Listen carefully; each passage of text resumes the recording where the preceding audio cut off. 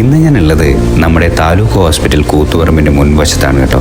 പഴയ ബിൽഡിങ്ങിലല്ല, പുതിയ ബിൽഡിങ്ങിൽ 9 നിലകളിലായി ഇനോഗ്രേഷൻ വെയിറ്റ് ചെയ്തിരിക്കുന്നു. ഈ ബിൽഡിങ്ങിൻ്റെ ഉൾവശം കണ്ടാൽ തന്നെ നമുക്ക് മനസ്സിലാവും ഒരു പ്രൈവറ്റ് ഹോസ്പിറ്റൽ എങ്ങനെയാണുള്ളത്. കൺസ്ട്രക്ഷൻ വർക്കുകൾ പൂർത്തീകരിച്ചിരിക്കുന്നത്.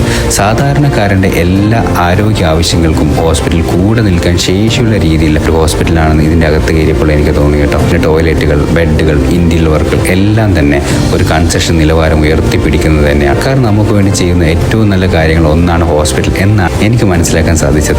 അങ്ങനെ ഈ ഹോസ്പിറ്റലിൻ്റെ എല്ലാ ഉൾവശങ്ങളും അകവും പുറവും ഒക്കെ കയറി ഏകദേശം ഒരു പ്രൈവറ്റ് ഹോസ്പിറ്റൽ എങ്ങനെയാണോ ഉള്ളത് അതേ രീതിയിൽ തന്നെയാണ് ഇതിൻ്റെ കൺസ്ട്രക്ഷൻ വർക്കുകൾ പുരോഗമിച്ചിരിക്കുന്നത്. ഈ ബിൽഡിങ്ങിൻ്റെ അകത്തേക്ക് കയറി വന്നപ്പോൾ എനിക്ക് ആദ്യം തന്നെ മനസ്സിലൂടെ പോയത് മുൻ ആരോഗ്യമന്ത്രി പറഞ്ഞ ഈ കാര്യങ്ങളാണ് കേട്ടോ.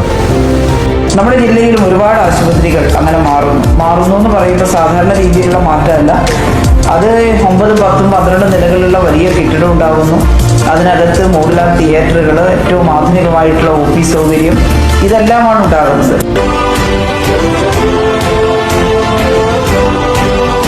ഇത് സാധാരണക്കാർക്ക് വേണ്ടിയിട്ടുള്ളതാണ്.